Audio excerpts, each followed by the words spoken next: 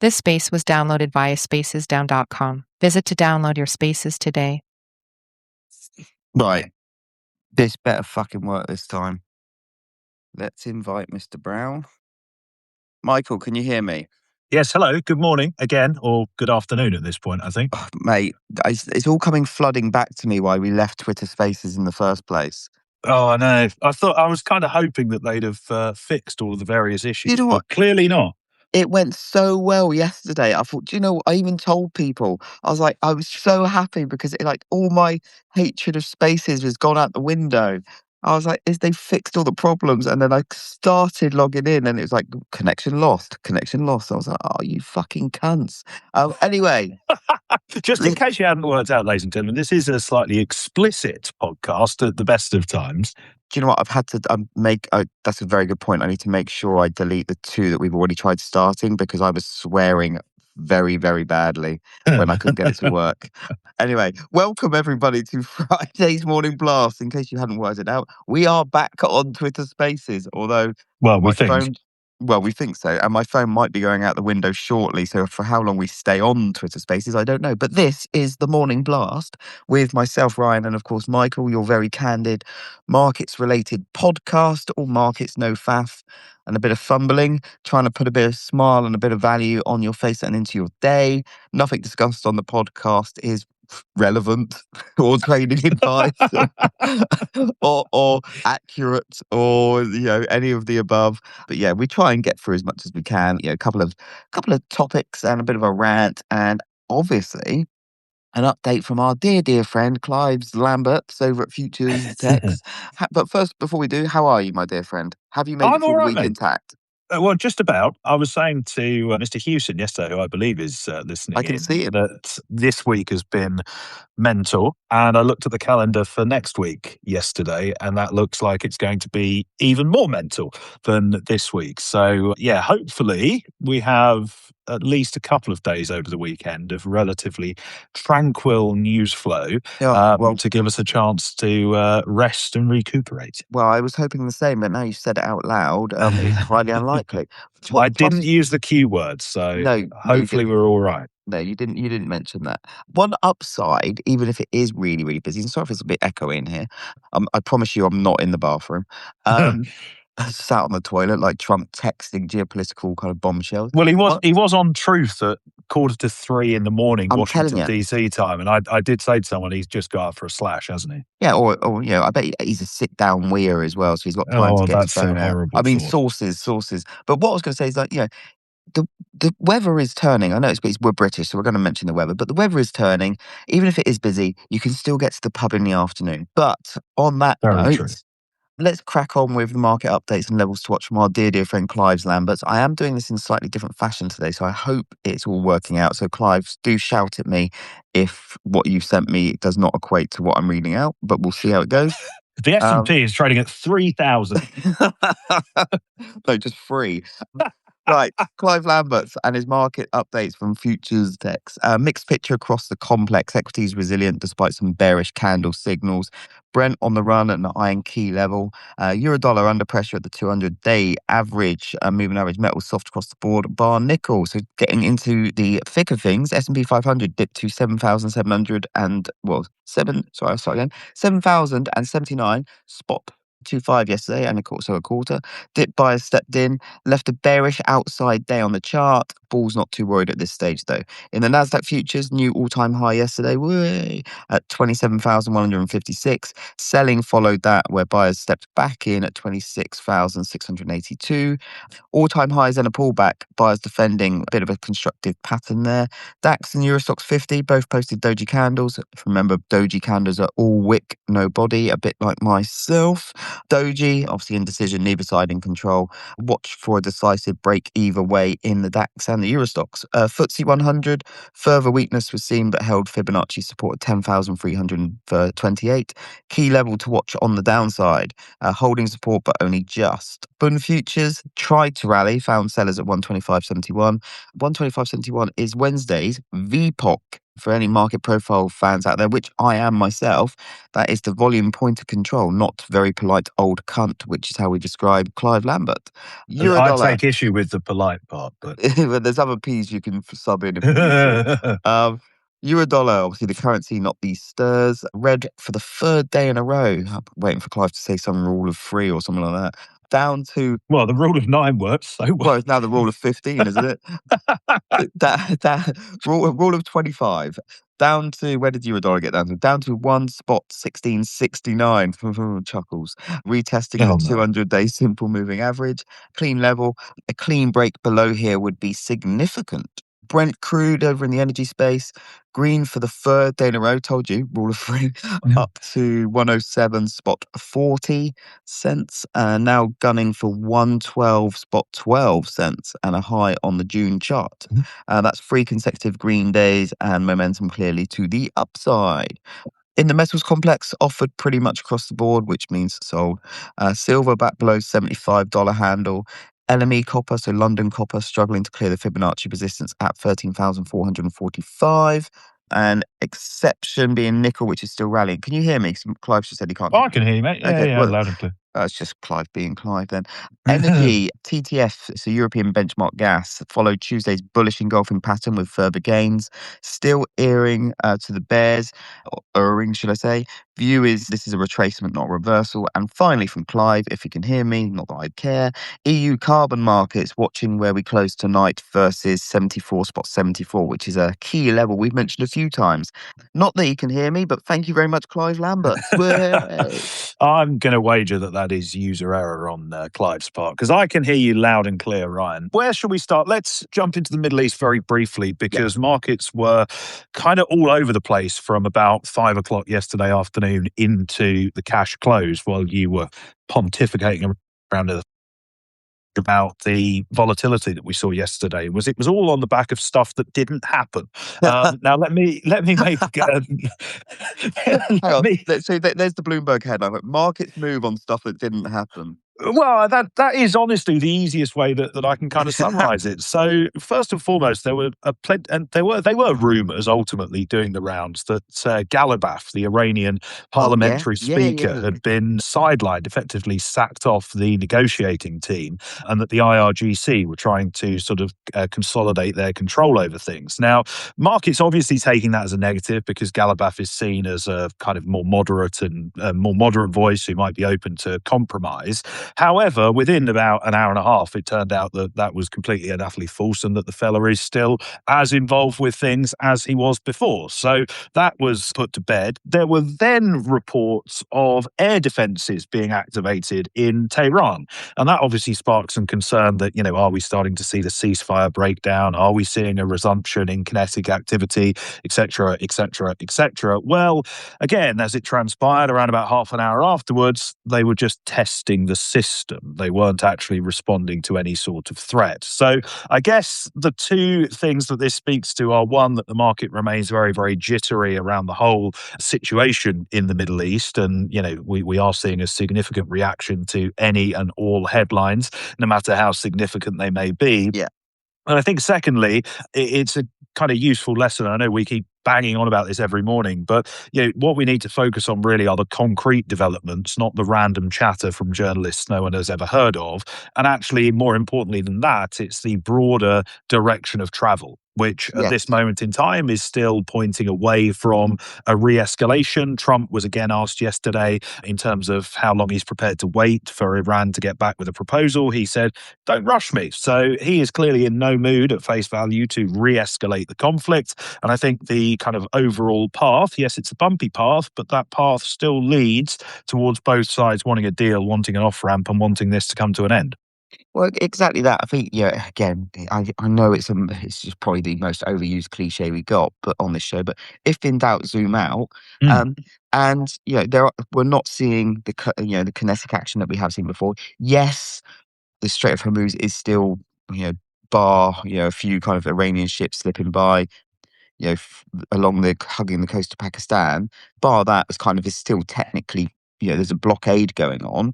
So energy markets are still suffering. But yeah, in terms of, equity markets, as we said yesterday, they're pricing in that this is going to eventually just die down and kind of, come back to normal. Yes, for the Mm. energy complex, it's a completely different beast. You can't print pixels, you can't print barrels, et cetera, et cetera. So there's far more coming down the pipe in terms of secondary round effects. I think we're going to see far more on the aviation side with the jet fuel shortages starting to bite in. I don't know if you saw yesterday, but I'm pretty sure before I left to come into town yesterday, the EU were mulling some kind of jet fuel kind of shenanigans, maybe, which kind of potentially Oh, might yeah. lead Don't to hold your breath on that one. rationing. And but again, this is the EU, so by the time they sorted this out, everything would be fine. Yeah, Look, exactly. I think some people are just about getting their COVID checks from the EU. So, but we'll see on. But yeah, as you say, it's quite pleasant that we don't have too much to talk about in the Middle East.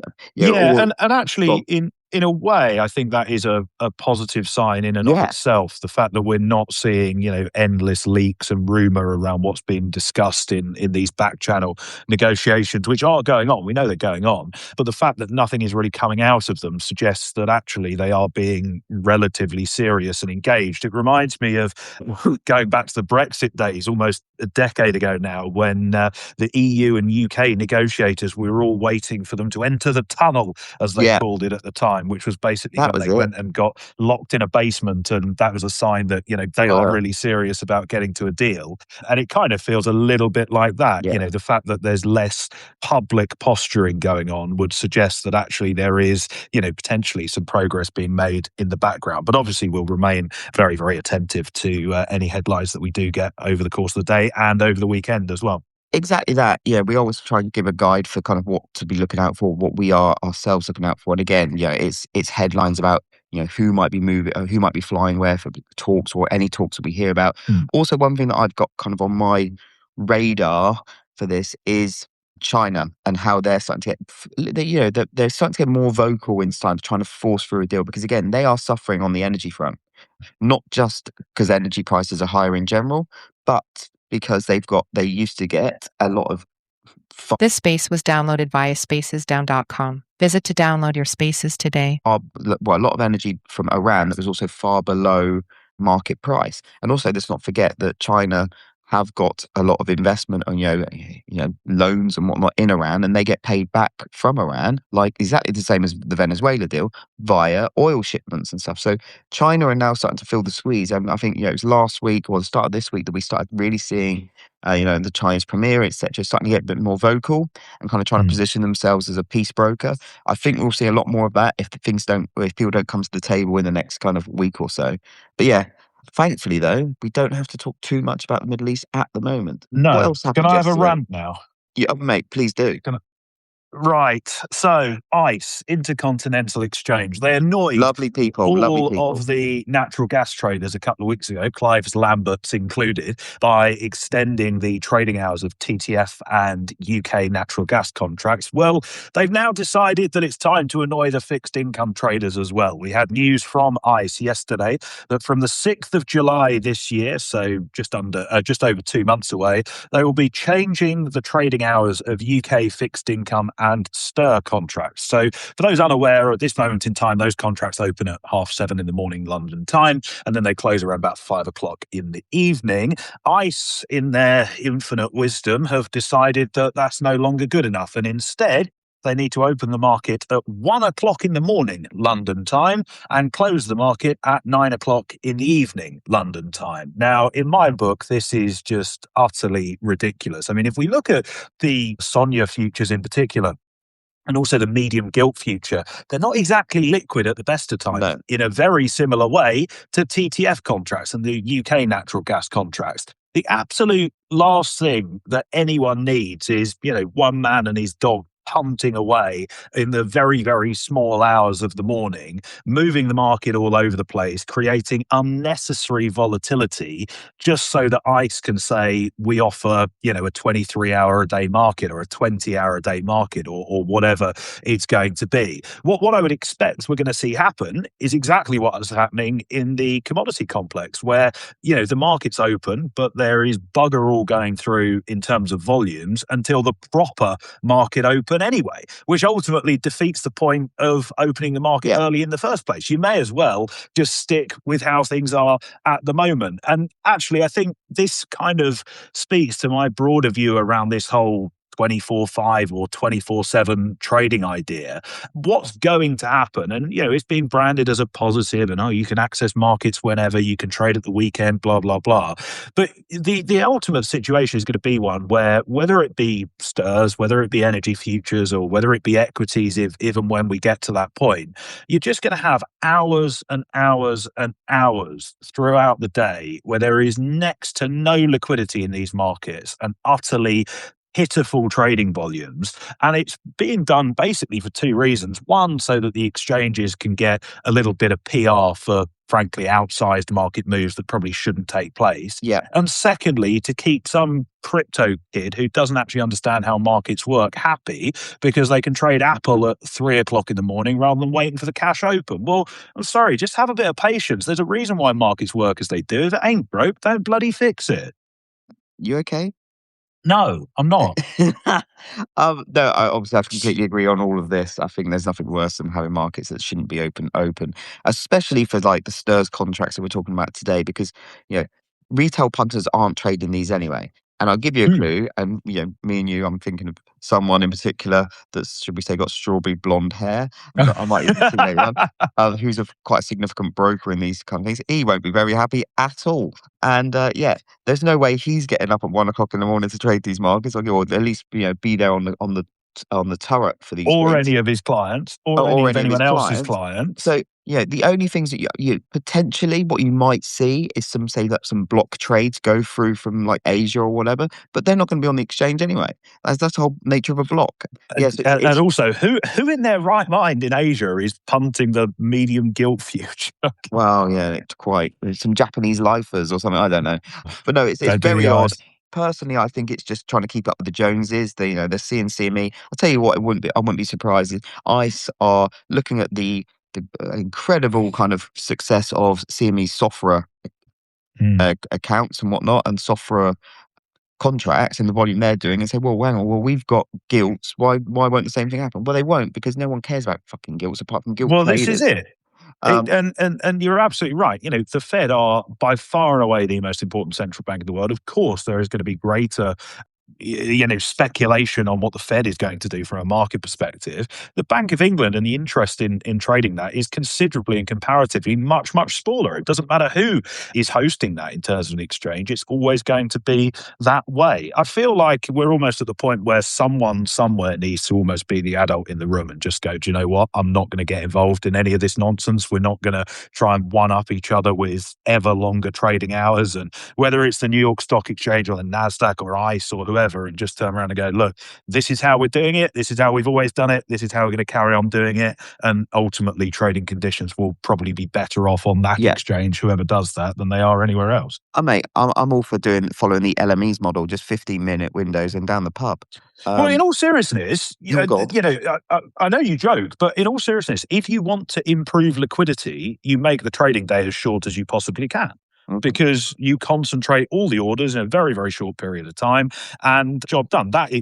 There is obviously a trade-off between liquidity being at a good level and having the market open so it can react to events and all the rest of it. This is it. But I think we're going too far the wrong way at this moment in time. Yeah, I think you need a very robust opening auction process if you are going to have such limited hours, because especially in these days, the open is going to be a bit wild if you've been closed for half the day. But anyway, let's move on from your rant. UK retail sales. Here's another rant from Michael Brown.